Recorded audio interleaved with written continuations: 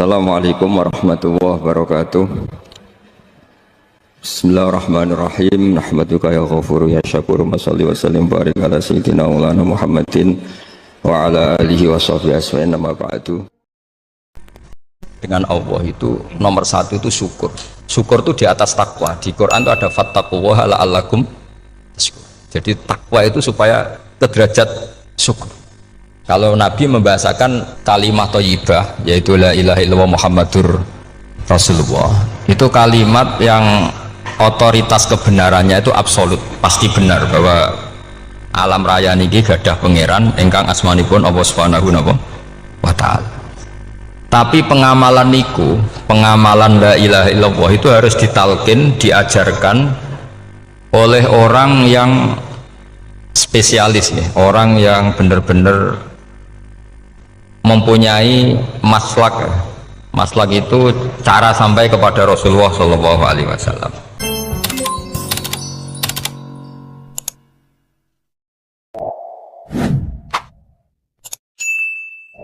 Bismillahirrahmanirrahim. Alhamdulillahirabbil alamin. Wassalatu wassalamu ala asyrafil mursalin sayyidina Muhammadin wa ala alihi washabbihi ajmain. Amma ba'du.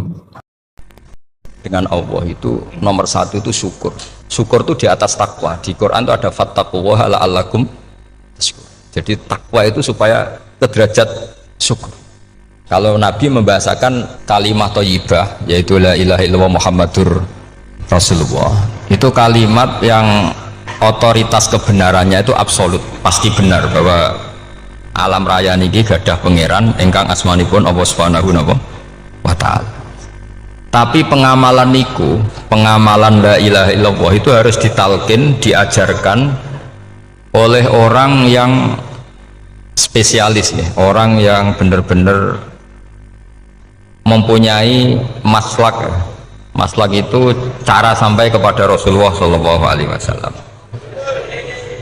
Kalau tersemut ketika Mbah Mun sering ngendikan ihdinas siratal mustaqim siratal ladzina an'amta 'alaihim. Terus uniknya di surat Fatihah itu, ya Allah tunjukkan kami ke jalan yang benar. Itu bukan sirotoka jalan jenengan, tapi siratal ladzina an'amta 'alaihim. Saya masih ingat betul ketika Mbah Mun ngendikan Allah itu mboten saged ditiru. Wong Allah mboten dahar, mboten ngombe, mboten tidur. Sing saged ditiru niku nggih padha-padha manusa, sehingga disebut ihdinas siratal mustaqim siratal ladzina. Maka dalam disiplin ilmu sanad itu sampai ada kalimat ekstrim, man ta'allama bila syekhin fasehuhu seton. Itu tidak main-main ya. Artinya ketika orang lain menuduh dunia kiai katanya terlalu kayak kerajaan kecil, santri tidak pernah ngeritik, itu keliru. Sebetulnya memang aturan ilmu itu diantaranya untuk ilmu agama itu harus pakai apa? Sanad. Bukti ini apa? Ihdinas siratal mustaqim siratal ladzina an'amta 'alaihim. Jadi untuk mengikuti jalan Allah niku harus mengikuti jalannya orang-orang yang telah engkau beri nikmat. Telah itu artinya finish. Finish itu artinya sudah meninggal. Saya masih ingat betul kalimatnya Mbah Mun, kalau kamu mengikuti orang, kalau ingin kebenarannya permanen, yang sudah meninggal. Potongan-potongan soleh dadakan ngeten kan nggak meyakinkan. Pas ngaji gayanya kayak wong soleh, engkau mulai kumat meneh, soleh meneh, kumat meneh, itu kan nggak meyakinkan. Istighfar gini nangis, karek nonton dangdut gini nyesal. Terus apa ya, nggak jelas no? Terus gak kasil maksiat ya nyesal, gak kasil toat gitu nyesal. Itu nanti ikut partai wa akharuna atarafu bidunubihim kholatu amalan sholihah wa akharuna sayyi'ah. Jadi orang-orang zaman akhir itu nyampur aduk antara kebaikan dan keburukan. Kayak sampean sering sholat saf awal itu ya baik, tapi ya ono sombongi. Maksudnya ono sombongi kowe iku sapa wani kok ngarep. Maksudnya itu ya ribet kan. Makanya ada wali jadi wali itu karena kalau sholat itu di belakang. Alasannya aku izin mbek pangeran sawane kok ngarep. Jadi ilmu itu macam-macam. Bapak Rian sering dawuh, nak ana wong istiqomah ngimami masjid itu ya apik. Tapi nak keseringan ya perkarane ambisi mau digenti. Jadi istiqomah itu nak keterusan itu ya dadi ambisi. Mulane gak jelas ngimami masjid terus istiqomah apa mau diganti. Artinya apa? Hidup ini gak jelas. Justru gak jelas itu bagus karena ketok menusane, napa? Ketok menusane. Sehingga dalam ilmu fikih itu lucu. Lo cerita wali-wali top Abdullah bin Umar niku semadzhab dengan Abdullah bin Abbas. Mboten seneng urip teng tanah haram. Ketika banyak ulama, banyak sahabat seneng hidup di tanah haram, alasannya sholat di tanah haram itu seperti 1000 napa? Sholat. Tapi yang dipikir beliau bukan sholatnya, maksiat di tanah haram juga lipatannya sama. Maka rumahnya Abdullah bin Umar itu pas ning perbatasan. Nak sholat di bojone ning tanah haram, nak tukaran metu. Jadi ono area tukaran itu dikondisikan steril, jadi masyhur itu. Jadi beliau nak lagi mesra mbek bojone wiridan teng tanah haram, nak tukaran metu sik.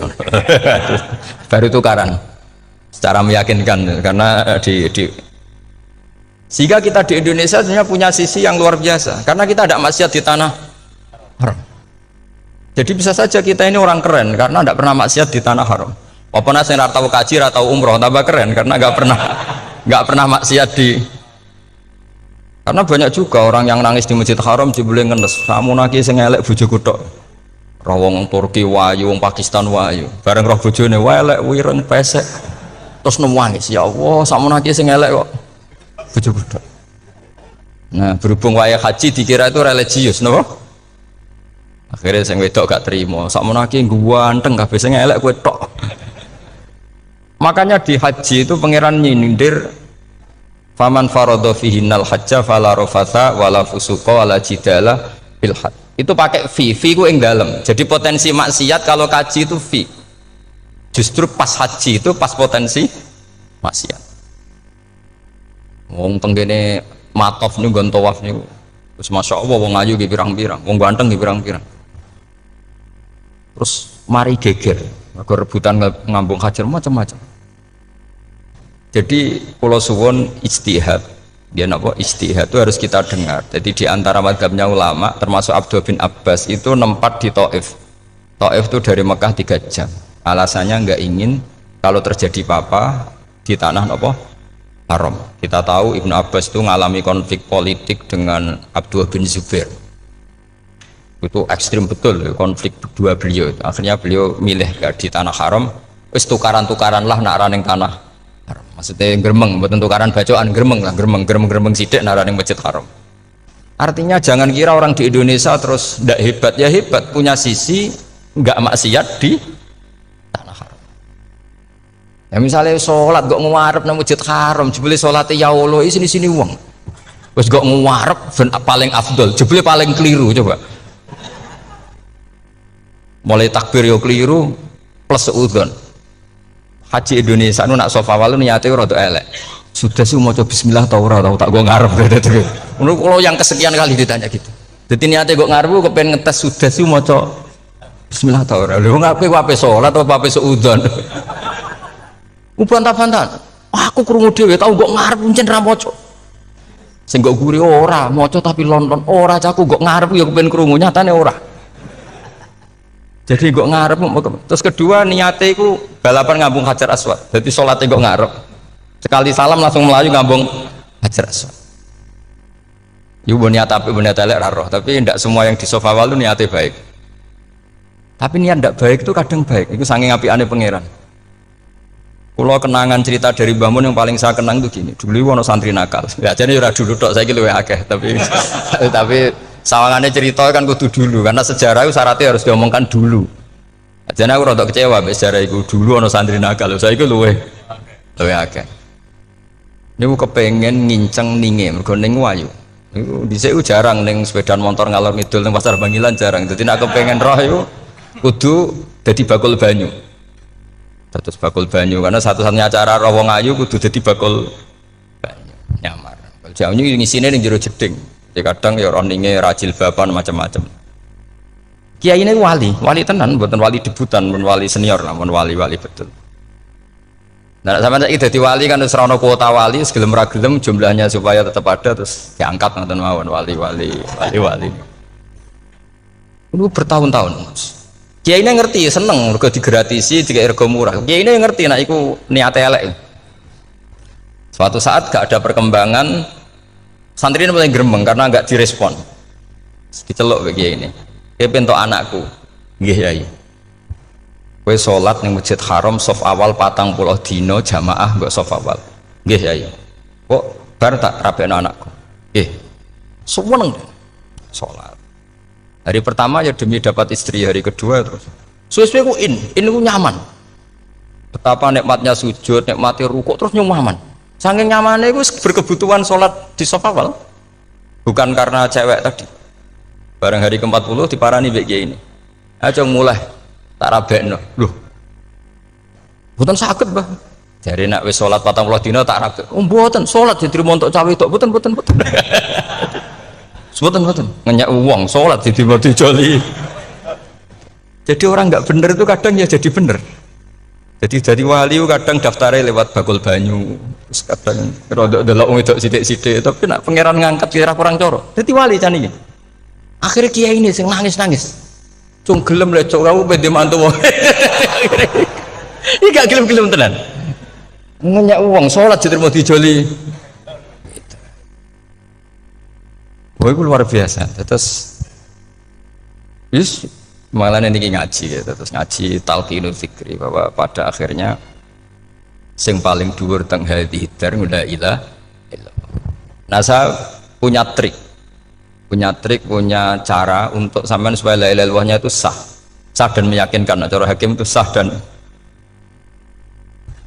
kitab yang sering dibaca Mbah Mun diantaranya untuk kalimat itu kitab Zadul Ma'ad. Iku nak nerangno la ilaha illallah niku luar biasa. Itu kitab kesayangannya Sayyid Abdul Al-Haddad.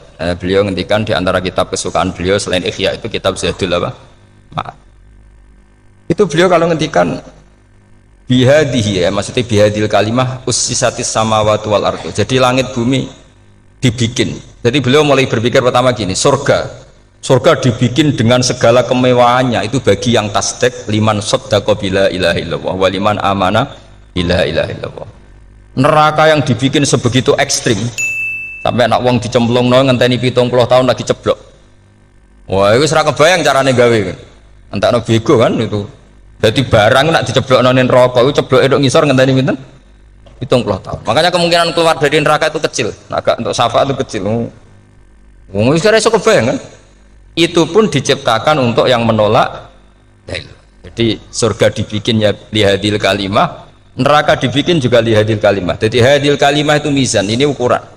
Yang nerima masuk surga, yang menolak masuk neraka. Hisab juga gitu, ada hisab itu ya karena kalimat la ilaha illallah. Orang kafir itu nanti tidak dihisab. Nah cara Ibnul Qayyim, adosnya nggih ngoten. Ulaikal ladzina kafaru bi ayatina rabbihim wa liqaihi fahabitat a'maluhum fala nuqimu lahum yaumal qiyamati wasna. Ya lucu tuh, masuk Fir'aun dihisab. Kan sekaruan rokok kan. Jadi hisab itu nanti itu yang nggak jelas-jelas. Makanya sama hati-hati itu potensi dihisab. Jadi yang jelas itu udah dihisab. Masuk kanjeng Nabi dihisab kan tidak mungkin. Nabi Ibrahim masuk dihisab. Fir'aun masuk karena yang jelas surganya tidak dihisab, yang jelas nerakanya juga nggak dihisab. Dan nak sing pengajian yo teko, dangdutan yo teko lah ini yang ini yang itu. Ya itu hisab itu. Dulu biskop ya bayar, mlebu masjid ya bayar. Cuma ada biskop 10.000, nak ning masjid 2.000. Itu ya hisab itu nanti. Jadi orang kafir yang karuan kafirnya itu istilah Quran fala nuqimu lahum yaumal qiyamati wasna. Nah, artinya ada hisab juga tolak ukurnya la ilaha illallah. Terus wa bihadil kalimah bu isatir rasul. Karena kalimat ini Rasul diutus untuk melatih la ilaha illallah. Jadi kalimat ini luar biasa. Tapi setelah jadi tahlil terus yang mau coba ngantuk, terus jumlahnya kakean kan, terus akhirnya gak sakrat. Akhirnya la ilaha dikomentari suwi temen. Pemenang nak sing mimpin tahlil wong tuwek terkenal suwi lagi tahlil dipimpin mbah niki sing mburi mesti sambat wah suwi mesti. itu kriminal kita, itu kesalahan kita. Kalimat yang harusnya jadi tolok ukur surga neraka itu ukurannya kalimat itu, kemudian kita nganggap kalimat itu sebagai kalimat yang apa prop itu aja sampai ya. Makanya kalau suwon sing mimpin tahlil aja suwi-suwi lah. La ilaha illallah ping 3 hadir terus bar Niku semua ijazatnya hanya 3 kali. Itu kok udah dipirang-pirang niku. Tapi nak la ilaha illallah tolong gak hadir ya tak baleni neh dadi 6. Kok gak hadir? Jebule ping 1000 pun ndak hadir. Lah ini yang masalah. Terus kula waca ndak ini supaya sampean ngerti kalimat itu menjadi kualitasnya bagus ndak itu karena cara pandang. Itu tadi kalau sampean mikir surga dibikin semewah itu dengan fasilitas bidadari secantik itu, semuanya kelas A, itu ya bagi yang menerima la ilaha illallah. Neraka dibikin se ekstrim itu juga bagi yang nolak. Jadi ini kalimat pembeda, makanya kalimat tuh hakin alaiha nahya wa alaiha namu wabiha atau alaiha ijazah gini usumnya usum wabiha atau alaiha tren ini gini wa alaiha atau wabiha nup asal wa alaiha enggak yang di sini umumnya alaiha nahya wa alaiha namut wa alaiha atau wabiha wa alaiha atau wabiha. Oh berarti orang jelas prinsipnya, gak jelas. Jadi kalau suwon Mbah Mun sepuh-sepuh niku fi akhiri hayati nu sering maos talqinu zikri. Karena memang beliau ingin di akhir hayatnya juga kita semua nanti di akhir hayatnya semuanya min ahli la ilaha illallah Muhammadur Rasul. Dan itu dimulai dari sesuatu yang sangat-sangat ilmiah. Yaitu tadi dimulai kenapa surga dibikin untuk sing iman la ilaha illallah. Kenapa neraka dibikin untuk yang menolak la ilaha illallah. Kemudian Rasul diutus untuk melatih la ilaha illallah. Nanti ada azab ya karena menolak la ilaha illallah. Ada maghfirah karena yang terima la ilaha illallah. Makanya istighfar, kalau cara oleh istihad, niku istighfar itu setelah la ilaha illallah cara kalau oleh istihad. Di beberapa Indonesia itu thariqah punya istighfar dulu baru la ilaha illallah. Tapi banyak ulama yang berpendapat dibalik. La ilaha illallah dulu baru. Karena istighfar itu didengar Allah itu setelah tauhidnya benar. Ini cara madzhabnya Abul Hasan apa? Asyadzili, yaitu fa'lam annahu la ilaha illallah baru wastaghfir li dzambika ai li hadil kalimah. Karena orang bisa dimaafkan itu berdasar kalimat la ilaha illallah. Misalnya begini ya. Orang kafir itu kafir terus sampai 70 tahun. Sekali melafatkan la ilaha illallah itu yughfar lahum ma qad salaf. Jadi kullil ladzina kafaru iyantahu yughfar lahum ma qad salaf. Artinya orang kafir itu belum pernah tahlil, belum pernah istighosah, ya belum pernah istighfar, tapi sekali melafatkan la ilaha illallah secara sah langsung yughfar lahum ma qad salaf. Berarti dulu mana la ilaha illallah sama istighfar untuk kepentingan dimaafkan Allah? La ilaha illallah cara madzhab Abul Hasan Asyadzili, karena alasannya wong kafir sing kafir wae tanpa istighfar asal kalimat la ilaha illallah benar langsung yughfar lahum ma qad salaf. Jadi cara pikirannya Abul Hasan Asyadzili itu la ilaha illallah yang benar dan kamu baru istighfar nanti insya Allah pasti dimaafkan bihaqqi la ilaha illallah. Jadi fa'lam annahu la ilaha illallah baru wastaghfir li dzambika bihadil kalimah, karena sahnya istighfar setelah kalimat ini sah. Itu orang kafir yang kafir berpuluh-puluh tahun itu langsung diberi bonus sama Allah yughfar lahum ma qad salaf. Nah, ukuran iyan tahu pakai apa coba? Hei para wong kafir nak kowe mendo sangka kekafiran, ukurannya pakai apa? La ilaha illallah. Sekali la ilaha benar langsung yughfar lahum ma qad salaf.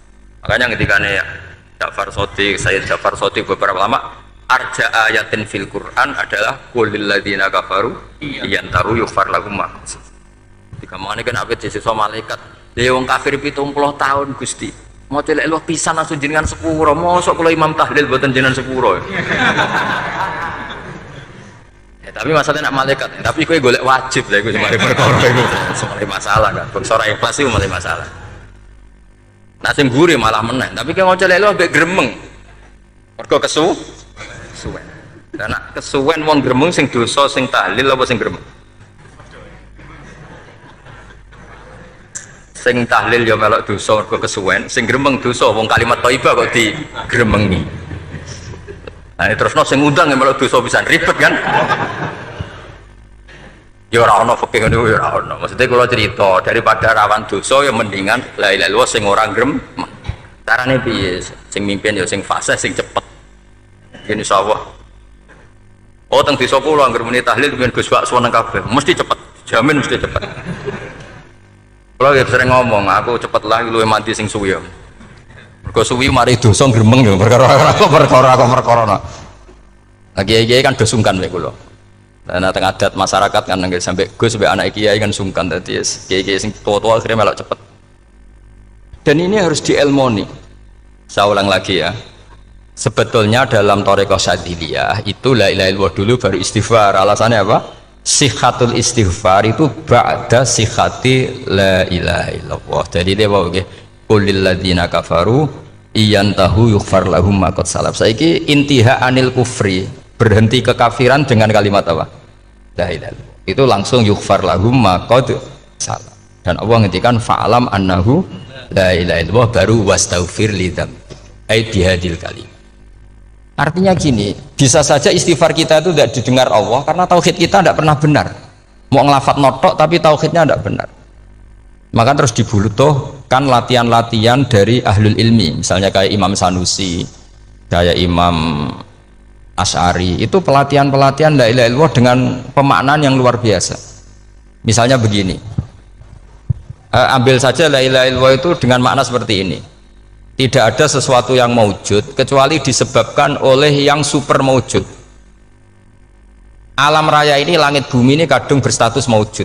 Kan nggak mungkin yang maujud diciptakan yang tiada. Nak ngono mau hadhil maujudat khalaqaha wajibul wujud. Lah wajibul wujud ini yang bernama Allah Subhanahu wa ta'ala. Maka kualitas Anda iman tuh lebih tinggi. Selama ini kan enggak. Orang no pangeran kecuali Allah. Terus Allah itu yang siapa? Ya Allah yang siapa itu harus kamu berani mensifati. Allah belum pernah menceritakan dirinya di Quran kecuali beliau dia mensifati zatnya. Saya adalah sing khalaqas samawati wal arda misalnya. Saya adalah zat yang begini. Karena itu dengan cara itu bisa dikenali.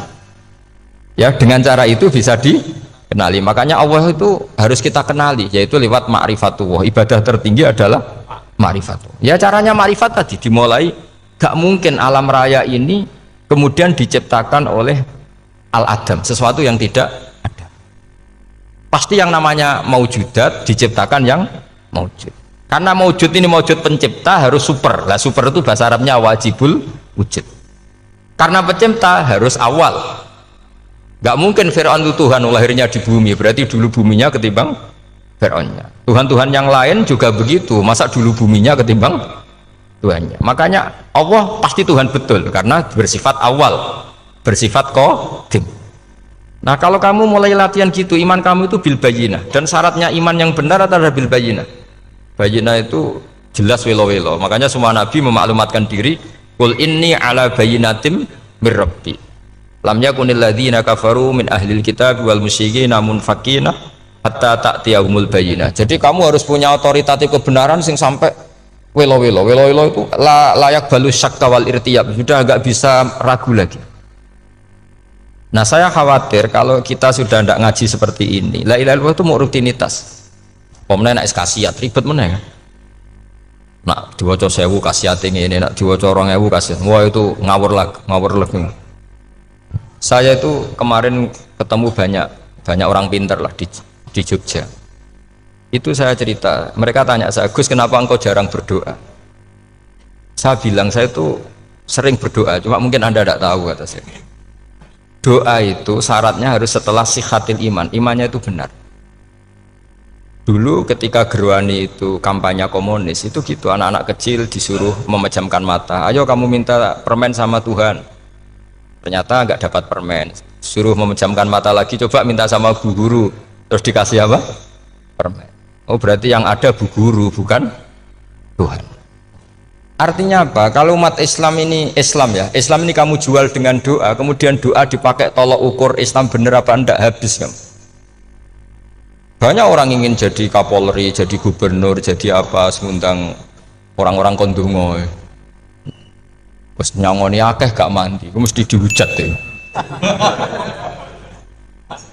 Dan sing donga yang ngerti nak mandi, potongan wong seneng duit itu kan insya Allah mandi lah kan kira-kira gitu. Jadi korbannya itu Islam kalau terus menerus doa yang dipakai apa? Transaksi. Maka doa itu nomor 2 atau 3, nomor 1 itu ya iman tadi, ma'rifatullah itu nomor 1.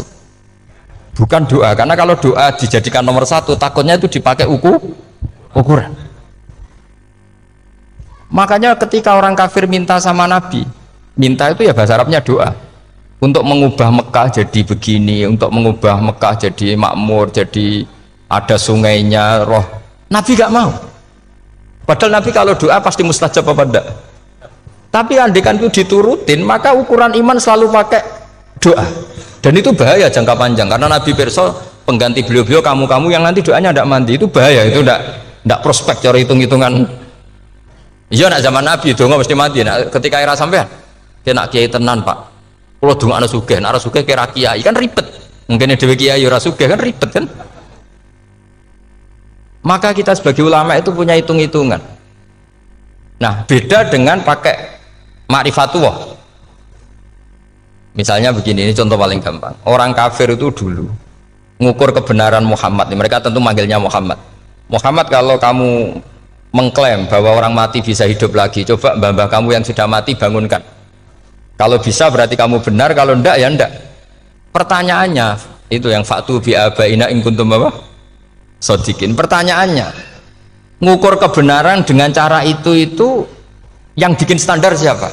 Nah, Nabi itu sempat terdesak karena itu dipakai ukuran. Tapi kalau pakai ilmu mantek, jawabannya lebih gampang. Ngukur kebenaran dengan cara itu versi siapa? Versi saya. Kamu benar itu kalau bisa membangkitkan orang mati. Terus dari Nabi, ya kalau versi kamu ya kamu yang membangkitkan, nanti ditanya bareng-bareng. Loh, ini kan kita seperti itu kan, kita sering. Artinya apa? Islam ini yang bisa mengawal hanya ilmu. Doa itu nomor 2, yang bisa mengawal Islam hanya fa'lam, harus ilmu annahu la ilaha illallah.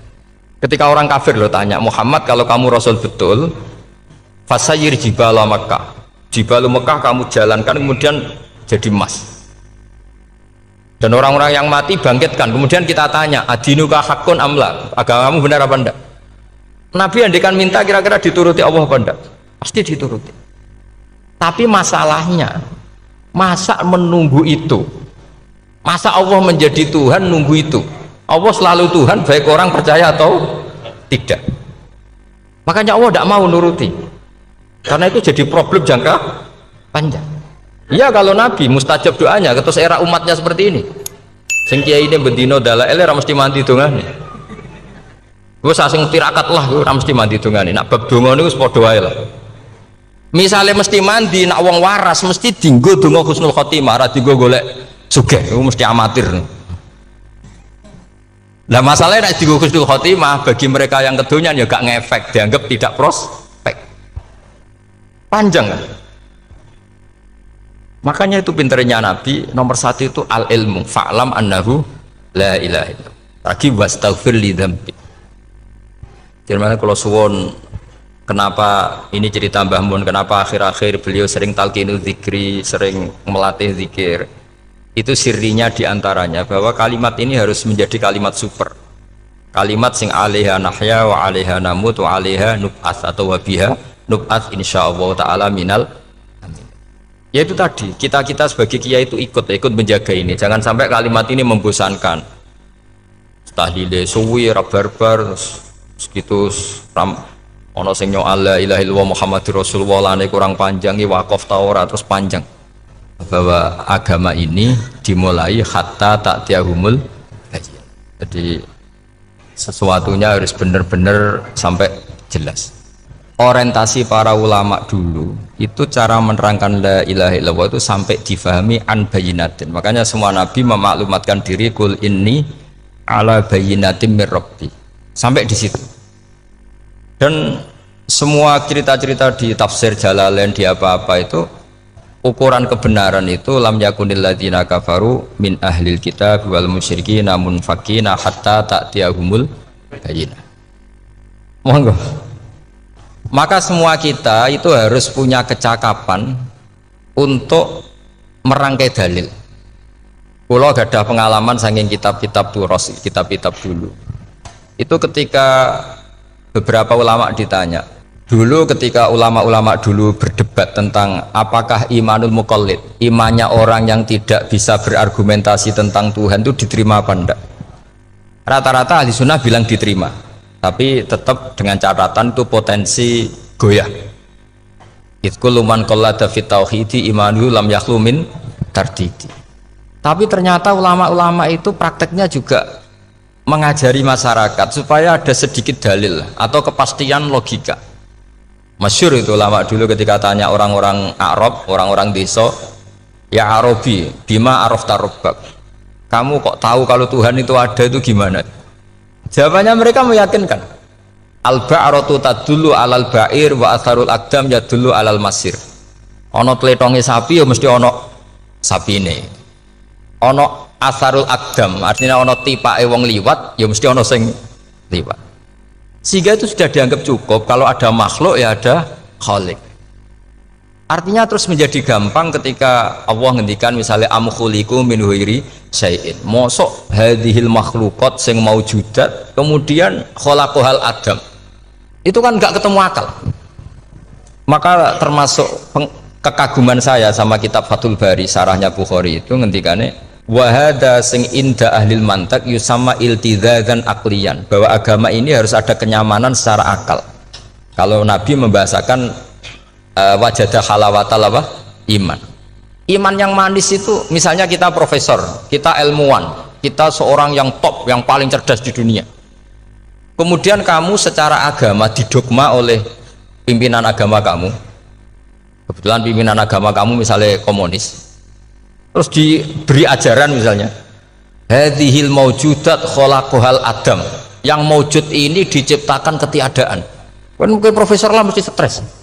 Piye wong Adam kok ciri utama ketiadaan ya layu asiru saya tidak ngefek. Bandingkan dengan misalnya kita goblok lah, petani lah, wong paling goblok lah misalnya diajari bumi ki ono mbah wonten, terus sing gawe bumi ono ya ono, wong barangnya ono kok sing gawe ra ono. Lebih gampang lah itu cara Fathul Bari. Hadaddin itu mudah sekali, sahlah qoriba. Kalau dalam baca Said Abdul Al-Haddad itu hadil kalimah sahlah qoriba. Salah qoriba itu enak difahami karena ya sudahlah, kalau hadil maujudat ya khalaqahal maujud. Berhubung maujud ini maujud khaliq ya wajibul wujud, kira-kira maujud super lah atau kausa prima atau apa. Jadi segampang itu ulama menerangkan tauhid. Nah khawatir saya kalau penjelasan seperti ini sudah hilang terus mau wong takok kasihate nak maca sakmene paket ngene, nak sakmene paket ngene. Lah anak ramadi terus mental. Jute la ilaha illallah ya ngobos. Nah ini kan jadi tersangka. Makanya saya tadi bilang, saya berkali-kali saya belajar tauhid, belajar ilmu mantek, itu kepentingan saya hanya satu, supaya orang familiar dengan logika la ilaha illallah. Itu tadi mulai yang pelatihan kelas ringan, yaitu tadi al-ba'ratu tadullu alal ba'ir wa asarul aqdam yadullu alal masir, sampai pelatihan yang agak berat, tapi sebenarnya tidak berat-berat banget. Karena tadi am khuliqu min ghairi syai'in, masa kalian semua yang sebegini hebat maujudat kemudian kamu disebabkan oleh sesuatu yang tiada. Iku mbok sampean profesor lah iku ora iso logika, wong barang ra ono kok nyebabno. Al-aqdam ya dulu alal masir. Jadi ono teledong ya mesti ono sapine. Ono tipak tracaane tak kaki ya berarti ono sing barli liwat. Artinya hadil alam ini atharun min athari kudratu. Sekolah suwun, kalau wau mun maca sanad talqinu dzikri dari Mbah Mun, dan saya berharap kita ini saling menopang. Makanya saya Gus Yofur itu sering belajar mantek sampai belajar usul fikih, karena nggak bisa kita tanpa ditopang ilmu-ilmu seperti itu, tidak bisa, karena banyak khurafat, banyak syubhat. Termasuk penumpang paling gampang adalah Anda berislam secara senang, secara ceria, supaya tidak kepikiran nyuwun sewu pindah agama atau pindah ke yang macam-macam. Makanya diantara rumusnya Islam itu raditu billahi robba. Raditu itu puas, sampean cari di kamus, ridho itu puas, marem. Ojo mbok maca di pangeran Allah pah-pah.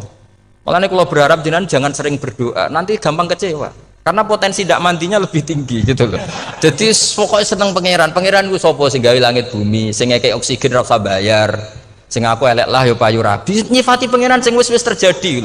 Ora usah bayangno. Wah aku jaluk jadi bupati ora jaluk suke ribet. Lu keluar kecelok wong alim mboten nate nyifat donga nemen-nemen.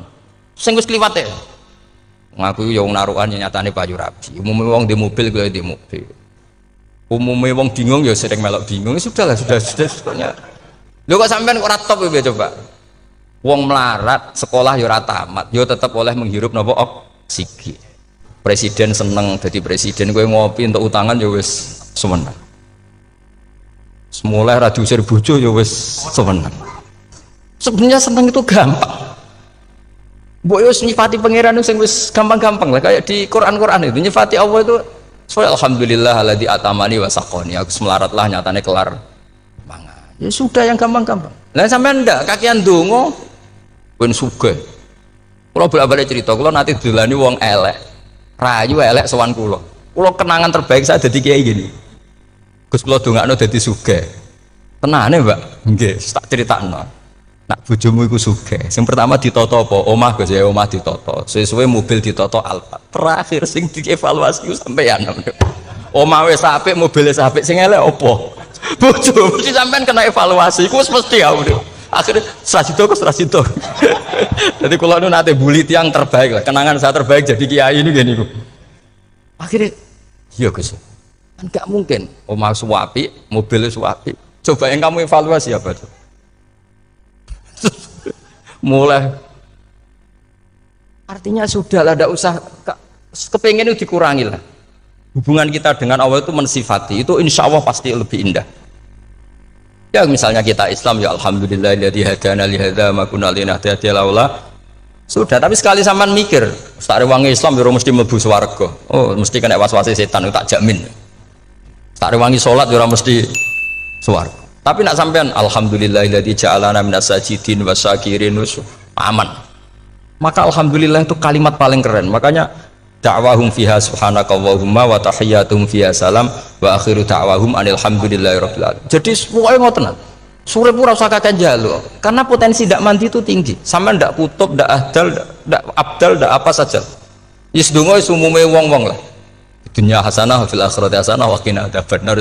Hasanah wa bi artine pokoke hasanah. Pokoke hasanah fil akhirati ya hasanah. Selara iso hasanah ya rabi jauh jenenge hasanah pokoke sementing. Karena kula niku pengalaman dadi kiai, suangger wong kok kakean donga mesti kakean ngeluh. Ya karena potensinya ndak mandi. Jajal sampean ndonga apa jajal? Selama ini kan njuk mapan yo ora tau mapan. Njuk sugih yo rakus, wis diparingi cara pangeran wis maringi jebule sampean ingin lebih. Makanya saya mohon sekali, jadi hubungan dengan Allah itu nomor satu itu syukur. Syukur itu di atas takwa. Di Quran itu ada fattaqullaha la'allakum tashkurun. Jadi takwa itu supaya ke derajat syukur. Karena tadilah cobalah dilatih. Saya pernah ngecek orang yang sekarang dugem menikmati maksiat dengan orang yang takwa mensyukuri tidak maksiat, itu nikmatnya itu masih tinggi nikmatnya orang yang syukur karena berhasil meninggalkan maksiat. Makanya kamu yang syukur bengi-bengi seradi duit ning kamar wudu bariku ngelamun jujuk esok yes alhamdulillah gak maksiat. Kira usah bayangno terus tahajud qiyamul lail iku para habaib para ulama wis kira ramakome lah seperti itu. Terus ramakome tangi turu seradan tempiring itu alhamdulillah sing gampang-gampang ya. Dan itu memang ajarannya Nabi. Jadi Nabi itu kalau bikin ajaran itu orang sing asbaha aminan fi sirbi sesuatu mu'afan fi badani indahu kutu yaumi faka'an nama khizat lahu dunya bi khadafiriya. Jadi Nabi bayangkan mirip man asbaha aminan fi sirbi ngontrak ya ora diusir sing di omah, kumpul mertua ya ora diusir mertua, kumpul bojo ora diusir bojo, aminan fi sirbis, mu'afan fi jasadis, urip nak guyu do banter wis bengak-bengok. Indahu kutu yaumi dina iku iso mangan. Iki wis fakaan nama khizat lahu dunya bi khadafiri. Anggap ae kowe itu sak donya. Lha wong paling sugih gawe kolam renang paling 100 meter persegi. Kowe ndelok laut renang sak kapoke. Pokoke urip sing gampang itu. Kok senengane repot to? Senengane repot. Pokoknya kalau kepengen itu jenengan syukur lah. Pokoknya lho gimana ini pokoknya ini kampanye syukur lah. Pokoknya karena tadi coba yang biasa dungo-dungo itu dikurangi lah. Syukurnya dulu yang lho sampean tak arani. Doa yang mandi itu dimulai apa? Asana Allah. Tinggi mana doa dengan syukur? Syukur. Nabi itu kalau berdoa itu nyifati Allah panjang sekali. Alhamdulillah hamdan katsiran terus wa hamdan wa fi ni'amahu wa yukafi mazida ya rabbana lakal hamdu kama yanbaghi li jalali wajhika azimi sultanik la nuhsi sana'an 'alaika anta kama athnayta 'ala nafsik antal muqaddim wa antal muakhir. Wus panjang. Sampean kan gak mukaddimah suwidi. Dongane sing dawa. Wis gak dia 13. Kalau kan sering mau ikhya itu, kalau muji pangeran itu sampai lupa Imam Ghazali, saking panjangnya. Sama dulu donga-dongane Nabi itu. Kalau muji Allah itu panjang sekali. Dongane sithik. Nak jenengan mukaddimah alhamdulillah rabbil alamin nabi angob. Pas donga ya Allah ya Rabbana temenan. Blas gak dia 3 itu. Jadi saya mohon sekali, agama ini harus bifarohin wa syukurin. Kalau donga yang paling kalau kenang sama Mbah Mun gini, us farihina muna amin. Pokoknya kita itu pokoknya senang. Makanya kalau suwun lah, pokoknya beragama terus senang. Rodi itu bila roba, rodi itu kalau anak maknanya marem lah, marem di pangeran Allah itu marem. Kata Sayyidina Ali lah, kafani izzan antakuna li robban, wa kafani fakhran an akuna laka abdan. Pun Gustin tek bangga kula dadi manusa, mergo pangerane jenengan. Cara di pangeran Fir'aun kan yo ribet wae. Wis mati, tenggelam dadi ton. Terus wa kafani fakhran an akuna laka abdan. Kula nu seneng banget mergo dadi kawulane jenengan. Misale dadi kawulane presiden ya iso coplok. Kawulane menteri kadang ketangkep KPK. Kawulane wong sugih kadang bangkrut. Ribet kan? Makanya beliau ngendikan kafani izzan antakuna li robban wa kafani fakhran an akuna laka napa abdan. Terus niki kalau rati provokatif lah. Semoga zaman akhir sampai pandemi ngeten ora syukur ribet. Setelah saya jadi kiai dan penelitian, saya itu berkali-kali didatangi dokter, tentara, juga polisi. Mereka sering bilang gini, Gus saya ini dokter negeri. Saya ke NTT, ke Papua, karena saya muslim, berkebutuhan Islam, maka dibikinkan musola, dibikinkan masjid. Kalau kiai tidak bisa, bikin sendiri urunan mau narik siapa itu. Mau narik tarikan di jalan yang mau nyumbang siapa. Tapi kalau kebutuhan negara karena tugas negara ya difasilitasi negara dan tidak dianggap misionaris karena negara. Begitu juga di beberapa negara yang non muslim kayak di Argentina, di Venezuela itu ada masjid, ada kajian Islam ya karena duta besar dan itu aparat negara. Disinilah kearifan para ulama berkoalisi dengan umarok dengan makna yang positif bahwa agama ini harus ditopang umarok, sistem negara. Tentu di situ ada tentara, ada polisi, ada macam-macam. Kita sebagai kiai juga nggak berdaya di depan para bandar narkoba apa-apa kalau nggak ada BNN.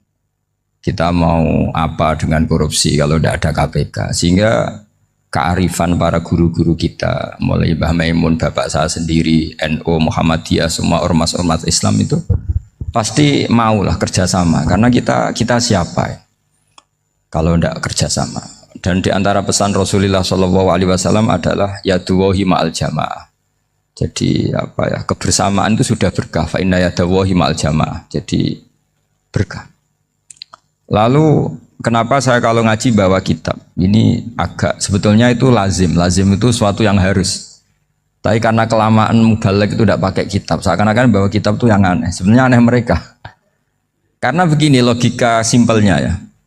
Umat Nabi ini berhak dapat apa coba? Berhak dapat warisan yang paling luhur, paling hebat, paling jernih. Apa itu Quran dan hadis? Pertanyaannya, siapa yang paling punya hak otoritatif untuk menerangkan Quran hadis? Ulama. Ulama yang mana? Ya yang kapabel, yang sudah diakui dunia kayak Imam Ghazali, Imam Bukhari, Imam Syafi'i. Artinya kalau kita tidak pakai materi itu ulama mendapat pikiran kita, bukan mendapat pikiran mereka. Saya ulang lagi, kalau kita tidak pakai materi yang otentik, yang orisinil, umat ini mendapat pikiran kita, bukan pikiran mereka. Maka saya berusaha supaya teman-teman atau semua umat Islam dapat pikiran-pikirannya Imam Ghazali, pikiran-pikiran Imam Bukhari, pikiran-pikiran Abdul Qasim Al-Junaidi, kejernian-kejernian Abu Yazid Al-Bustami. Kejernian itu diantaranya adalah misalnya makalah yang menurut saya itu makalah yang super. Jadi untuk ngadepi krisis karena COVID atau karena apalah, itu lama dulu sederhana sekali. Beliau punya rumus yang mungkin jarang didengungkan orang, tapi saya akan kampanye rumus ini. Al-istighna hakikatul istighna itu adalah al-istighna anis syai' labihi.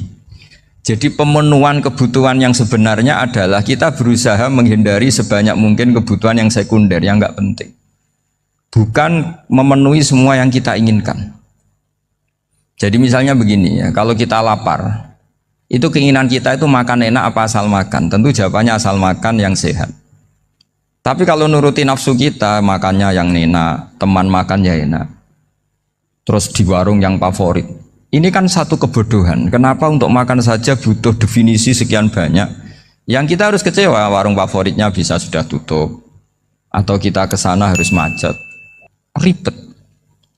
Yang benar-benar arif dan bijaksana itu adalah al-istighna anisya. Sesuatu yang tidak mendesak itu jangan jadikan kebutuhan.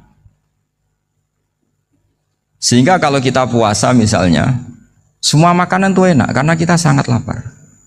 Sehingga Abul Qasim Al-Junaidi ketika ditanya, ma'idamu to'am, lauk makanan itu apa? Jawabannya lucu, alju, lapar. Kalau kamu lapar ya semuanya enak. Ini sudah mulai hilang. Kita bilang makan enak itu ya sate, ya gulai, ya pizza yang kita senang. Akhirnya apa? Untuk nikmati nikmatnya Allah itu kita jadi ribet. Apalagi yang orang-orang fasik harus ditemani perempuan yang tidak halal misalnya, atau harus ada ajudan, ribet. Nah pertanyaannya, orang yang ribet sama yang nggak ribet itu pinter mana? Pinter yang nggak ribet. Nah ini kearifan-kearifan yang mulai hilang. Lalu siapa yang bisa mewarisi itu? Ya ulama. Jadi ulama itu cara berpikir sebenarnya simple. Makanya mereka sering kalau tahajud itu, di antara makalah Sayyidina Ali paling terkenal dan yang menjadikan beliau punya derajat yang luar biasa itu adalah kafani izzan antakuna li robban wa kafani fakhron an akuna laka abdan. Ya Allah, saya ini sudah begitu mulia, begitu terhormat dan sangat-sangat terhormat karena yang menjadi Tuhan itu Engkau. Jadi rumus pertama itu karena menjadi Tuhan itu Engkau. Hanya Tuhan yang abadi, Tuhan yang pertama, hanya Tuhan yang al-awwal. Coba ya Allah, kalau saya ini punya Tuhan Fir'aun, punya Tuhan mati jadi tontonan lagi, itu kerennya di mana coba? Andaikan kita punya Tuhan Fir'aun, atau punya Tuhan yang asal usulnya manusia, apapun hebatnya manusia itu, kita punya Tuhan manusia itu. Tuhan yang lapar, yang kalau nggak makan mungkin pingsan, mungkin bisa kena COVID, nanti Tuhannya diisolasi. Kayak apa? Makanya ketika Tuhan Allah, ya Allah menyindir ketuhanan selain Allah itu, Allah hanya menyindir dengan kalimat sederhana, kana yakulani to'am, yang kamu tuhankan itu masih makan. Artinya kalau nggak makan ya lemes. Jadi lama-lama ada orang gini, alhamdulillah tadi Tuhan mampir ke saya, kelihatannya lapar, setelah tak kasih makan sehat lagi. Susah nggak punya Tuhan yang seperti itu. Beda dengan Tuhan kita. Tuhan yang nggak butuh makan, nggak butuh minum, al-qayyum, zat yang berdiri sendiri tanpa butuh yang lain, al-awwal. Sebelum ada langit bumi sudah ada Tuhan kita yaitu Allah. Bandingkan dengan Tuhan-Tuhan yang dipertuhan yang lain, yang adanya setelah bumi, misalnya Fir'aun dan sebagainya. Sehingga Sayyidina Ali pertama jadi kebanggaan apa? Kafani izzan antakuna li robban. Saya ini keren betul karena punya Tuhan yaitu Engkau. Tuhan yang lahul asma'ul husna, Tuhan yang semuanya punya kebaikan, punya keabadian, punya keagungan. Terus wa kafani fakhron an akuna laka abdan, dan saya bangga sekali karena saya menjadi hambamu. Kalau saya jadi hambanya Pak Rektor ribet kan? Sudah tak hormati ternyata nanti tidak rektor. Ya kan ribet kan? Terus pokoknya ribet. Jadi budaknya manusia itu ribet. Makanya ada seorang wali datang ke temannya yang jadi presiden atau jadi raja. Datang ke situ karena tidak punya uang, mau minta uang karena temannya raja. Setelah sampai sana ternyata temannya ini karena orang soleh pas berdoa, ya Allah saya minta ini, minta ini, minta ini. Terus si wali tadi pulang. Tanya, kenapa kamu pulang? Ternyata dia sama, masih minta-minta kayak saya. Jadi sederhana dia. Sama-sama minta kamu, minta zat yang kamu mintain katanya. Jadi dulu itu orang itu sebegitu dekat dengan Allah. Sehingga si raja ini terus ketemu wali tadi tanya, kenapa kamu menyepelekan saya padahal sekarang saya raja. Terus ditanya sama wali tadi, karena temannya, Kalau kamu di padang pasir tidak bisa minum dan harus minum 1 gelas, dengan ongkos kamu harus mengasihkan semua kerajaan kamu demi minuman itu. Pilih mana, minuman apa tetap jadi raja? Ya saya milih bisa minum. Saya tidak raja tetap hidup, tapi kalau nggak minum mati. Bagaimana Anda bangga dengan satu kerajaan sing la yusawi kak samain, yang tidak sama dengan segelas air. Jadi artinya terus mereka melihat jadi raja itu ya biasa, jadi presiden biasa, jadi rektor biasa. Karena mereka biasa berlogika hakikatul izzah itu ya taqarrub ila Allah, yang benar-benar terhormat itu ya dekat dengan Allah. Begitu seterusnya mereka bikin paradok-paradok yang aneh, tapi itu menjadi pelajaran. Bapak saya Ki Nur Salim itu senang baca anekdot Nasiruddin Koja. Itu kalau bikin orang-orang aneh, itu dia datang ke satu pesta pakai baju lusuh, pakai sarung lusuh atau celana lusuh, sama Sohibul Bait yang punya acara dibiarin. Setelah dibiarin dia pulang pakai jas, pakai dasi, pokoknya keren. Dihormatin, pakai alpat, pokoknya dihormatin. Silahkan.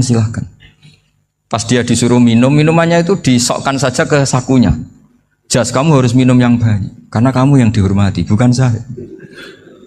Terus makanan ya semuanya diletakkan di saku, ada yang apa, ayo kamu makan yang banyak. Alpatnya juga gitu, dikasih sate apa, ayo kamu makan yang banyak. Mereka tidak melihat saya, melihat kamu. Wah, akhirnya orang satu pesta itu istighfar semua, berarti kita ini salah. Terus dia pidato, kenapa kamu ngomong gitu? Tadi saya datang, orangnya sama. Gara-gara beda pakaian, penghormatannya beda. Berarti yang berhak dapat makanan ini jasa ya, bukan saya. Betapa naifnya kita sebagai orang. Ternyata kita masih hormat sesuatu yang seperti itu, yang atribut lah. Jadi orang-orang sufi itu orang yang bisa menertawakan dunia. Akhirnya ya pertama dia dianggap orang gila, masa jas dikasih makan, dikasih minum. Tapi secara fikih dia benar, haram dia makan. Karena pas dia datang dibiarin, setelah pakai jas dikasih makan. Berarti hakikat yang dapat rezeki siapa? Jasnya apa orangnya? Jasnya apa orangnya? Jasnya. Jadi itu orang-orang sufi, kearifan orang-orang dulu itu bisa ngelola hal-hal yang keseharian menjadi luar biasa. Ada seorang wali melihat istrinya makan 1 piring, anaknya makan 1 piring. Ditanya, kalian kenyang? Wah, kenyang sekali. Melihat anaknya minum kopi 1 cingkir, senang. Kalian senang sekali. Wah, kalau senang dengan hal-hal yang murah bisa, ngapain harus senang dengan hal-hal yang mewah? Bodoh sekali saya. Sehingga terus mereka bisa qanaah. Qanaah itu ya hidup itu simpel, sederhana. Jadi tentu saya tidak akan ngomong yang muluk-muluk, selain itu tidak bidang saya juga apa ya. Kita ini butuh obat di kondisi Covid seperti ini, butuh kesederhanaan, butuh apa ya? Istighna tadi. Kita harus istighna billah an ghairillah. Jadi sudah cukup bahwa Allah ini segalanya. Sehingga tadi saya dengarin himnenya Unisula, yang paling saya kagum adalah dimulai dengan kalimat-kalimat thayyibah. Di antara tugas suci Nabi Ibrahim dan semua Nabi adalah wa ja'alaha kalimatam baqiyatan fi aqibi. Nabi Ibrahim itu Nabi yang diberi gelar Allah. Dia adalah Nabi yang menjadikan kalimat tauhid itu kalimat yang abadi. Fi akibih, di anak turunnya, di semua generasinya, baik anak turun karena gen maupun karena pembinaan, karena pendidikan. Ini penting sekali saya utarakan karena apa? Satu kehidupan itu sebenarnya digerakkan oleh kata-kata, oleh moto kalau orang bahasa modern. Sehingga banyak ulama mengatakan al-ibarat kutun li'ailatil mustami'in, bahwa redaksi atau moto atau pegangan hidup itu penggerak kehidupan. Sehingga sebetulnya manusia itu digerakkan oleh kalimah-kalimah itu, oleh moto-moto itu, oleh prinsip-prinsip hidup itu. Misalnya orang Palestina itu tiap hari ke pasar gitu. Mereka ke laut gitu. Ditanya, kenapa tidak takut tembak Israel? Jawabannya lucu. Kena tembak ya mati, enggak makan ya mati. Enggak kerja ya mati. Ya sudah, sama-sama mati ya mendingan aktivitas normal. Tapi saya tidak menyarankan itu untuk melawan Covid. Ini cerita saja nanti. Kamu jangan provokator itu. Karena ini wilayah sensitif. Jadi banyak orang yang poligami, kalau ditanya alasannya gitu, istri satu ya cerewet, dua ya cerewet, mendingan empat katanya. Ya banyak ya gitu. Tapi ada yang kebalikan, istri satu cerewet saja hampir jantungan, apalagi empat, tinggal matinya kan gitu. Itu semua yang menggerakkan itu kalimat. Kalimat itu satu pegangan. Banyak orang loh yang nggak ingin jadi rektor tuh banyak loh Pak Bejo. Jangan kira semua dosen ingin jadi rektor.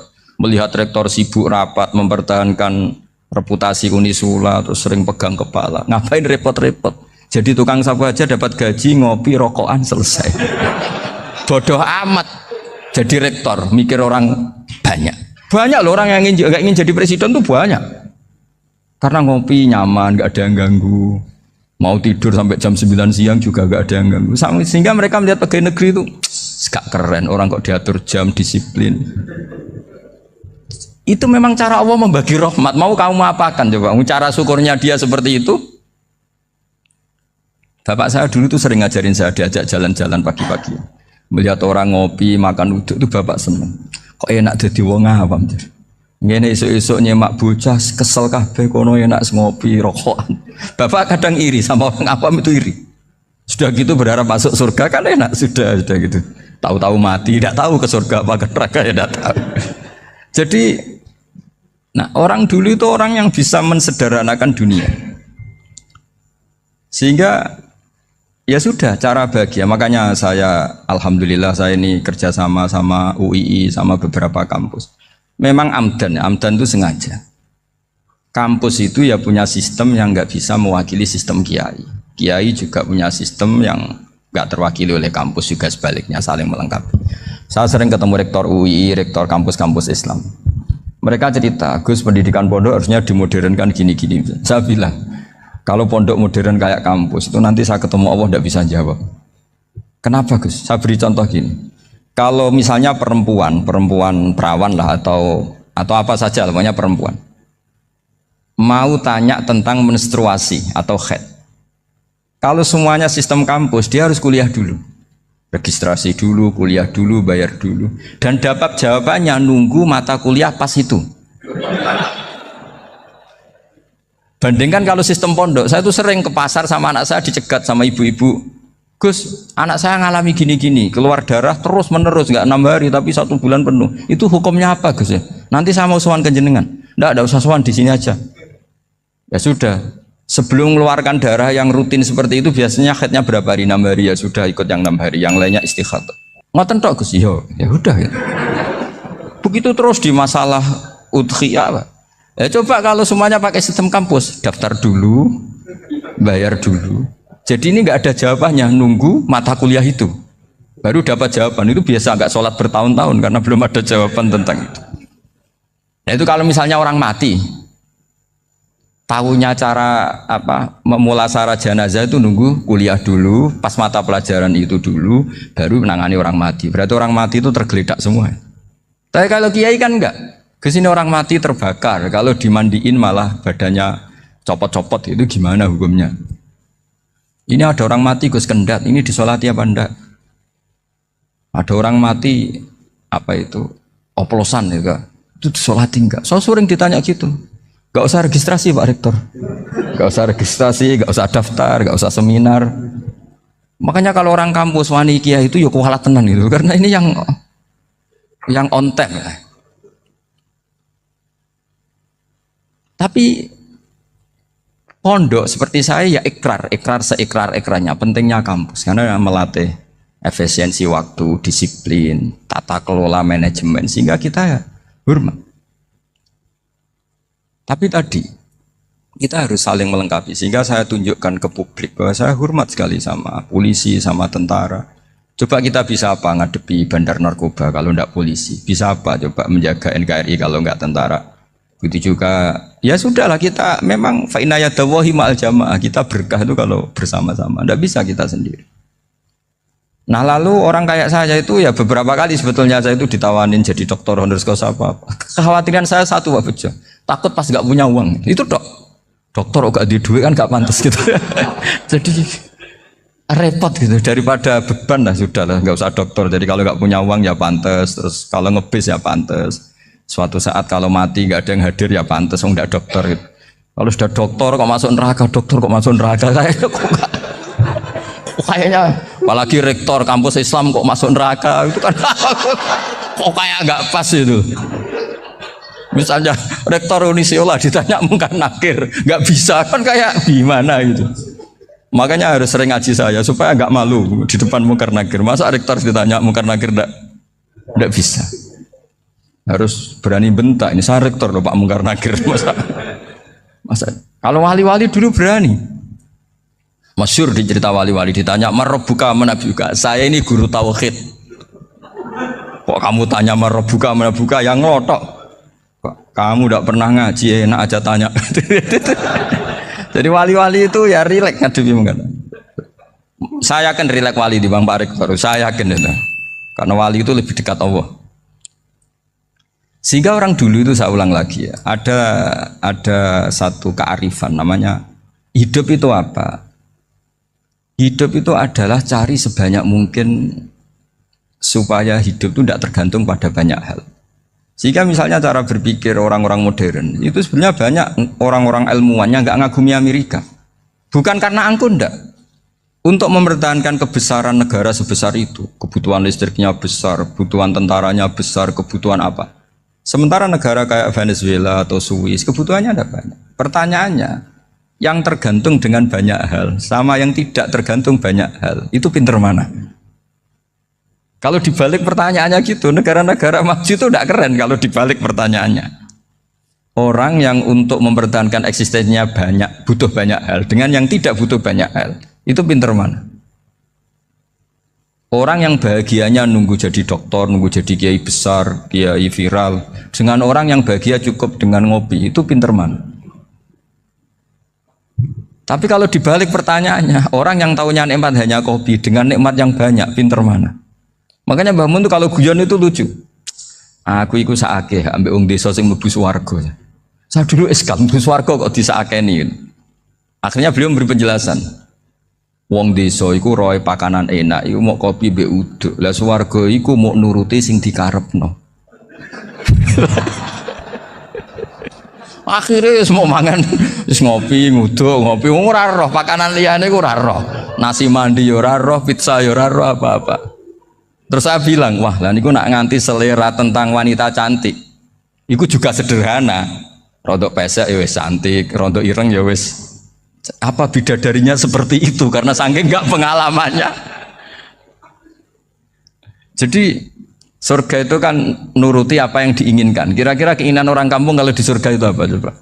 Makanan apa coba? Ya, nah, senengnya ketemel gemblong gitu. Artinya malaikat lebih suka nangani surganya orang-orang kampung di Bang Pak Rektor. Ini sudah ribet ini.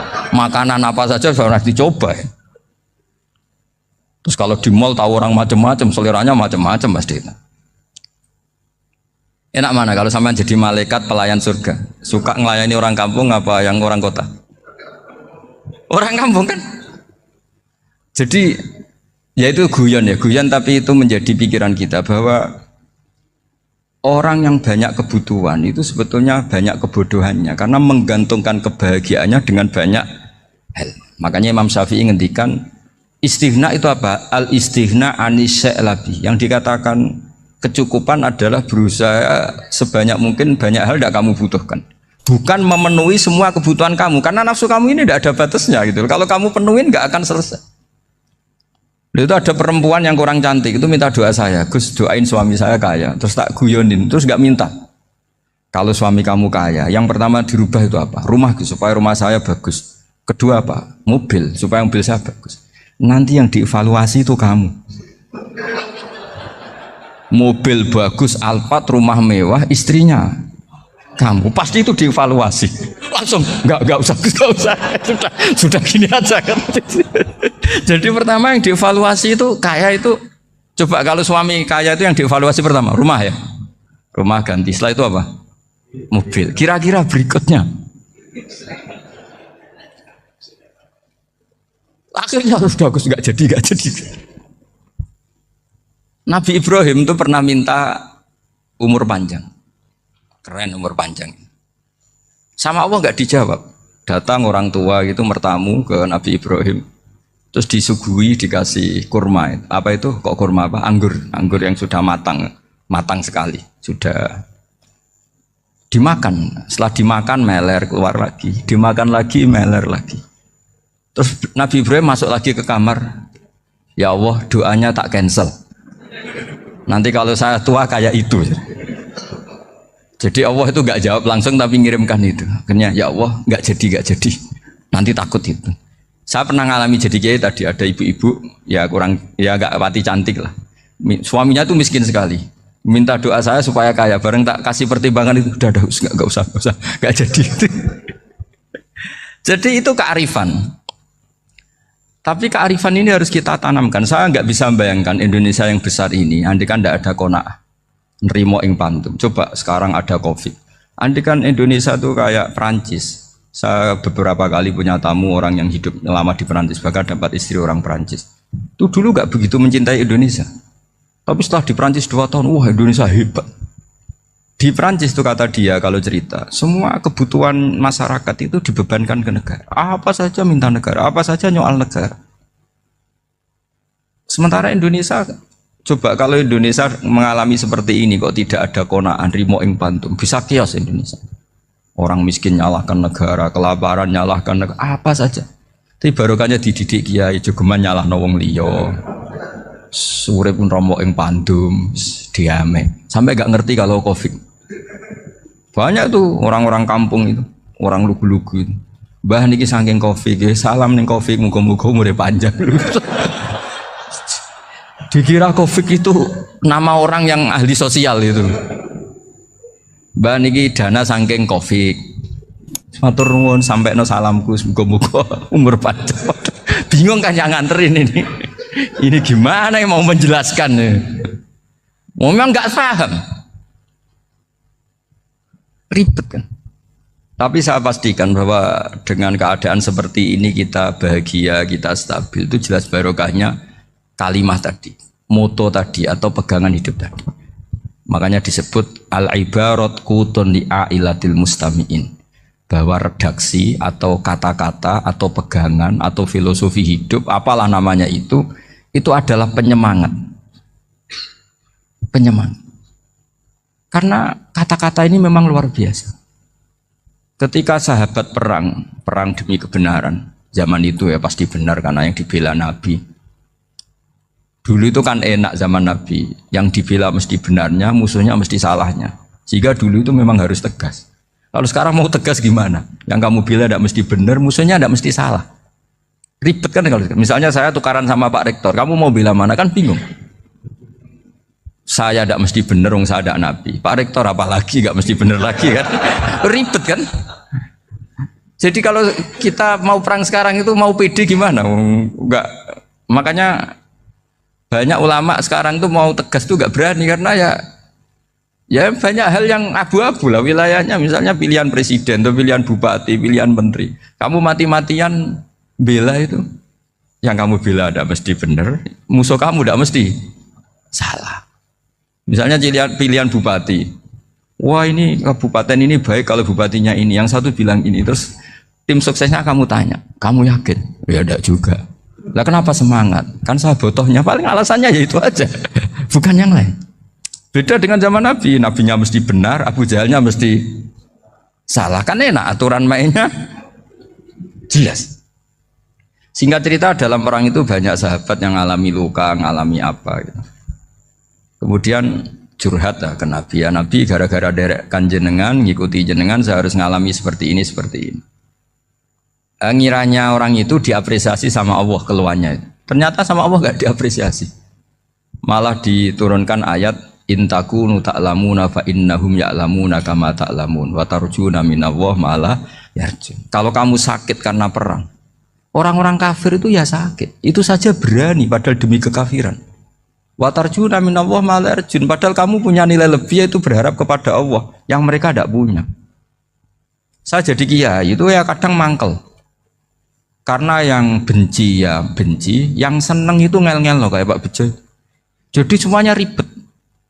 Nah iya, yang benci ya ganggu, yang seneng ya ganggu, tambah nemen. Seribet. Tapi kalau sudah ingat bandar narkoba. Mereka berhadapan dengan polisi, kadang ditembak karena kesalahannya terlalu fatal. Antar persaingan mereka juga bisa tembak-tembakan karena merebut pasar narkoba. Itu saja mereka berani. Kok kita yang jadi kiai kadang dicium tangannya, dihormati gak berani, hanya takut apa ya, musibah-musibah kecil atau problem-problem kecil. Lah iya, kalau kita bandingannya gitu. Kalau kamu mau tahajud kedinginan, itu masih nanti dihisap Allah itu gitu.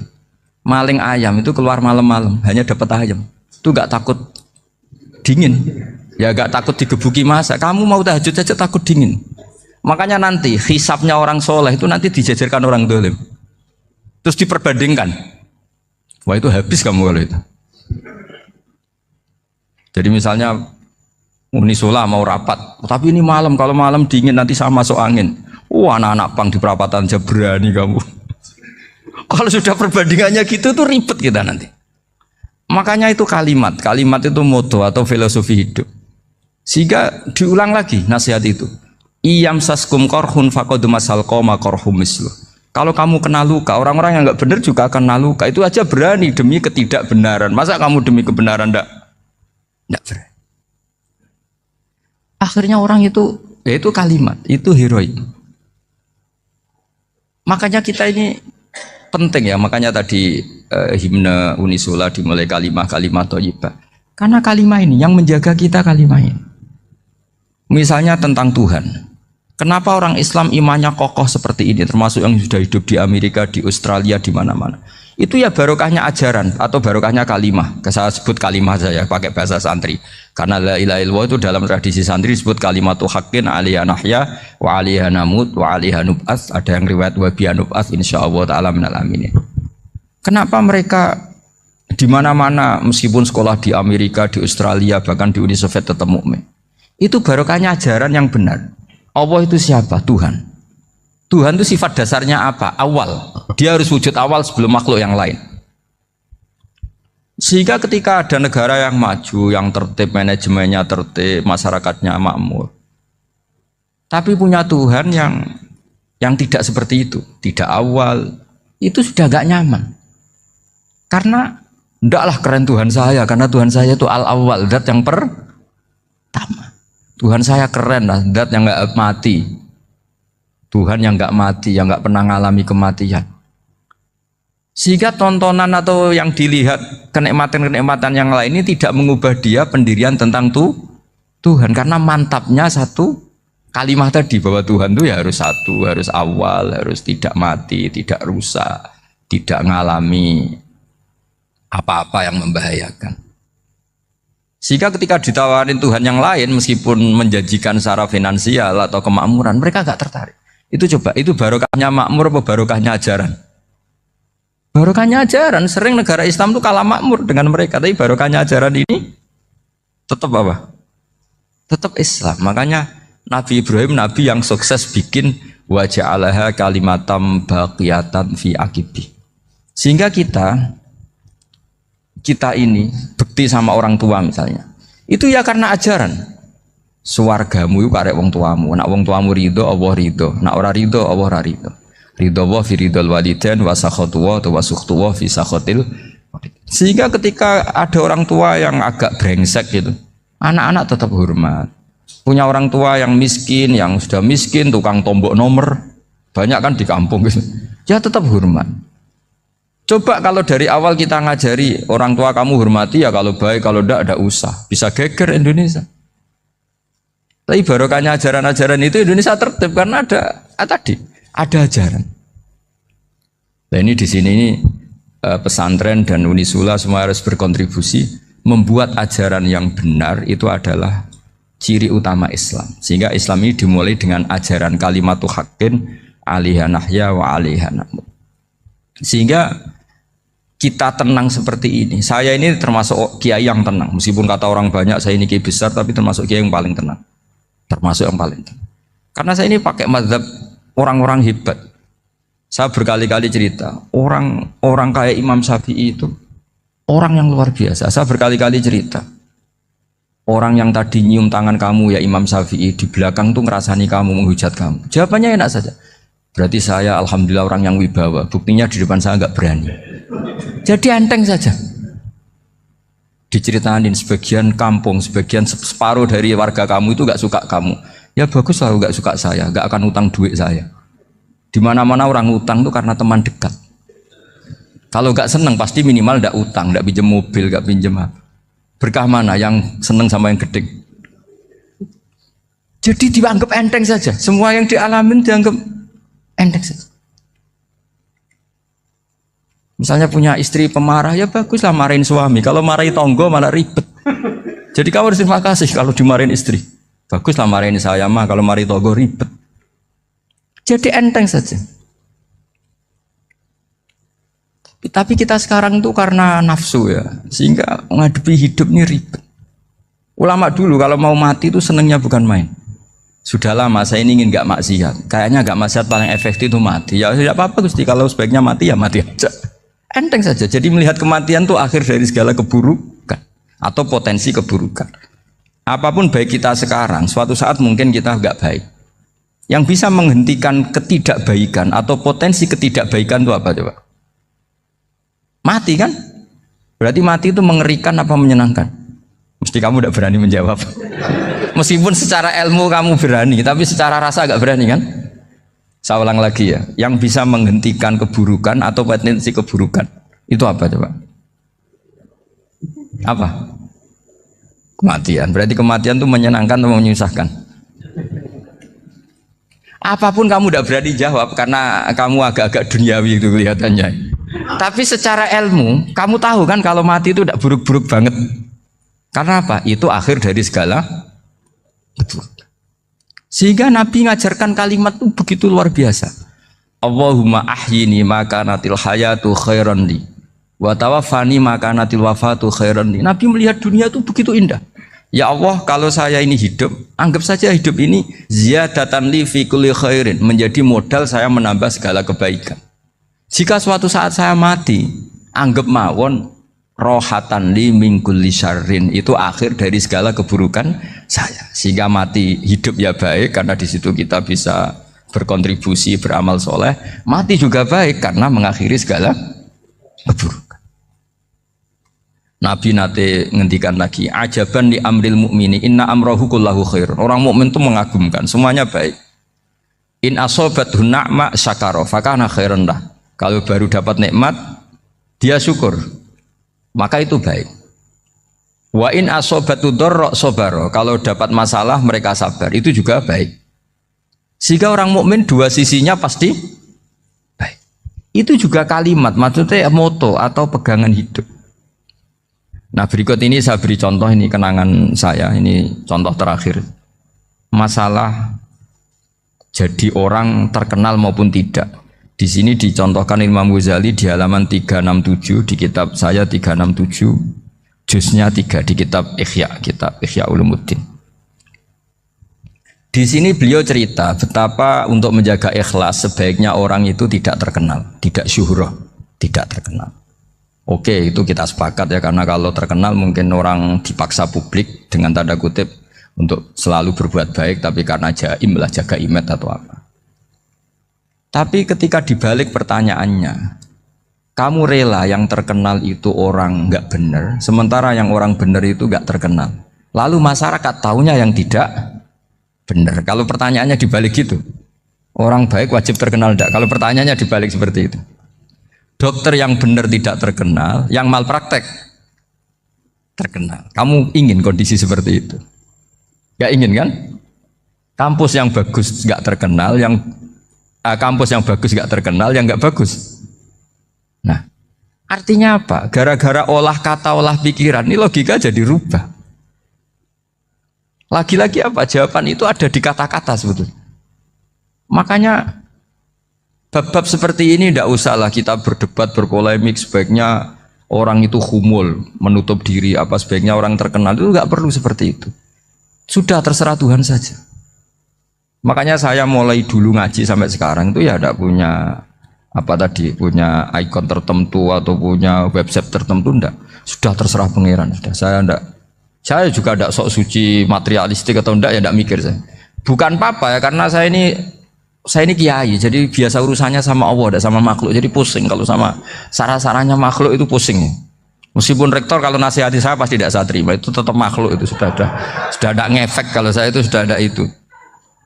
Bukan karena saya sombong, ya memang makhluk betul gitu, bukan cuma nasibnya bejo aja, tapi makhluk tetap makhluk. Saya beri contoh ya.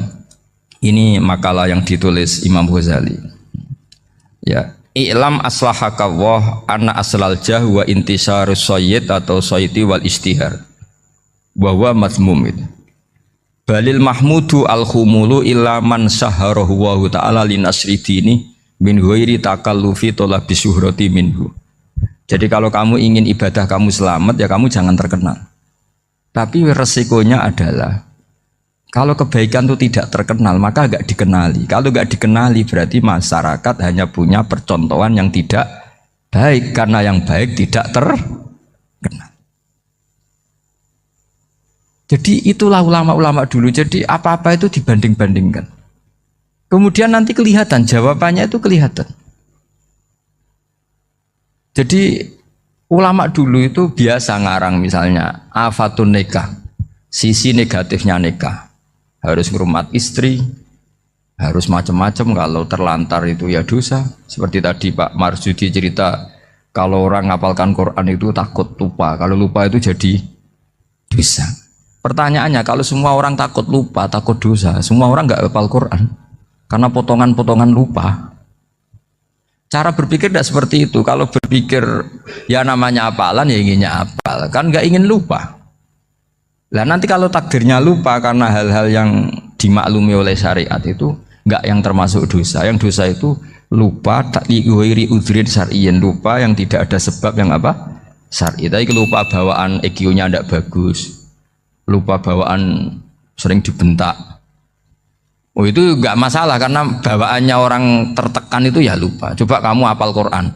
Terus punya kredit jatuh tempo. Pas hari itu aku yakin enggak cerdas sudah. Itu bawaannya orang tertekan itu pasti lupa. Jadi ya saya teruskan ya. Jadi terus ada makalah yang sangat bagus sekali tentang itu. Saya baca ya. Wa yadullu ala dzalika anna Allah azza wa jalla amaral anbiya'a bi idharil amali lil iktida wa khassahum bi mansibin nubuwah. Wala yajuzu ayyudhanna bihim annahum khurrimu afdolal amalen.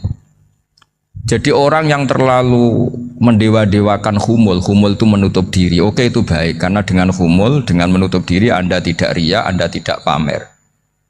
Tapi kata Imam Ghazali, kamu juga harus ingat, di antara syaratnya Nabi itu harus mengumumkan kalau beliau itu seorang Nabi. Harus memaklumatkan kalau beliau seorang Nabi, supaya bisa diikuti. Caranya sholat harus diumumkan, sehingga Nabi itu mengatakan harus jamaah. Karena dengan cara jamaah itu bisa solu kama ra'aitumuni usolli. Coba kalau Nabi sholatnya nggak diperlihatkan, kamu harus sholat yang benar. Caranya gimana ya Rasulullah? Itu rahasia. Bingung nggak kira-kira? Bingung nggak? Ya misalnya amal rahasia selalu lebih baik. Terus ada pertanyaan, Nabi ngendikan kamu sholat yang benar. Caranya gimana Nabi? Ya itu rahasia. Terus gimana coba? Tapi Nabi ngendikan apa? Shollu kama ra'aitumuni usolli. Ya sudah kamu sholat, niru saya sholat. Berarti Nabi sholatnya diperlihatkan apa disembunyikan? Diperlihatkan. Jadi begitu juga saya berkali-kali bilang, orang tahu kalau itu bidan ya berdasar tulisan itu bidan. Tahu kalau itu dokter gigi ya itu dokter gigi. Jangan sampai gara-gara tidak ada tulisan mau beli alat bangunan di dokter gigi, mau periksa gigi di toko bangunan. Gara-gara apa? Nggak ada maklumat. Nah, di sini ulama-ulama selalu memaklumatkan dirinya. Termasuk Imam Ghazali ketika ngarang kitab dinamai Ihya Ulumuddin, bahwa kitab ini bisa menghidupkan ilmu-ilmu agama yang mulai hilang. Begitu seterusnya. Jadi ini ngaji ya. Jadi orang itu harus ngerti ya. Jadi jangan nuruti emosi sendiri atau logika sendiri bahwa saya suka humul, ya monggo, agama Islam menyediakan sarana itu. Uzlah itu ya punya sisi kebaikannya sendiri. Tapi syuhrah terkenal asal tidak nuruti nafsu juga punya sisi kebaikannya sendiri. Setidaknya umat ini punya satu master kebaikan yang mudah diakses. Tapi tadi saya ulang lagi, jangan karena hadun nafsi, jangan karena kepentingan pribadi. Makanya di sini disebutkan wa yadullu ala dzalika ay ala syuhrah annallaha ta'ala amarul anbiya bi izharil amal lil iktida. Allah selalu memerintahkan para nabi kalau ngamal kebaikan ya harus dimunculkan supaya bisa ditiru. Yaitu tadi kita tidak bisa bayangkan kan kalau misalnya Nabi menyuruh kamu harus sholat yang benar, kemudian sholatnya Nabi sembunyi. Kalau ditanya, Nabi saya niru siapa? Wah itu rahasia, kamu nggak boleh lihat sholat saya, saat takut tidak ikhlas. Ribet kan? Sehingga jamaah itu statusnya tetap harus. Nah bedanya harus ini ulama berpendapat harus yang apa? Fardu kifayah, tapi fardu itu maknanya harus. Tapi bukan berarti kalau nggak jamaah sholatnya nggak sah, nggak. Tetap tapi statusnya jamaah tetap apa? Harus. Nah barokahnya harus ini orang yang baru sholat, sholatnya langsung benar karena ada yang diikutin. Coba kalau mantan dukun baru sholat terus sholat sendiri, itu mesti mirip mantra itu. Karena dia tidak ada master percontohannya. Tapi barokahnya ada master, orang paling bodoh pun kalau sholat ya benar, karena standar ada komandonya, ada imamnya. Sehingga Imam Ahmad malah berpikir keras, syarat sahnya sholat itu harus jamaah. Cara pikirannya Imam Ahmad keras sekali beliau. Sehingga kalau orang sholat sendiri kok ada orang lain yang maunya berjamaah harus bayar, orang itu harus bayar demi sahnya sholat. Itu madzhabnya Imam Ahmad. Tapi kalau madzhab Syafi'i hanya mengatakan itu fardu kifayah, yang kalau satu komunitas gak mau melakukan semuanya apa? Dosa. Ya jadi ini sebelum sesi ringan tanya jawab, hanya 2 saja tanyanya, nggak boleh banyak-banyak, nanti nggak pulang-pulang saya. Jadi tak baca lagi biar dapat berkahnya Imam Ghazali. Wa qala qaumun asirru afdalu minal alaniyati. Terus kata sebagian ulama al alaniyah itu afdal minas sirri. Terus diperbandingkan baik yang mana amal dipertontonkan sama ndak.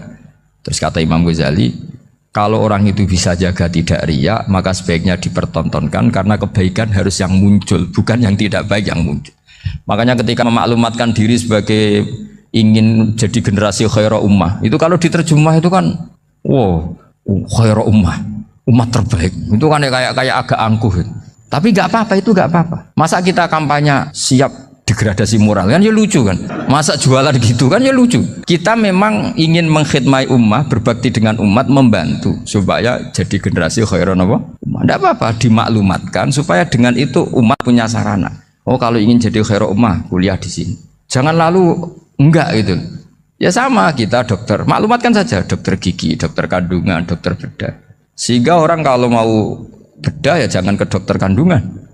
Jadi barokahnya maklumat ya. Jadi saya mohon sekali ini, saya sendiri sebetulnya orang yang nggak siap terkenal sebetulnya, tapi ya sudah terserah Allah saja. Kalau itu cara Allah menyebar kebaikan, ya monggo. Pokoknya kita tawakal saja sama Allah Subhanahu wa Ta'ala.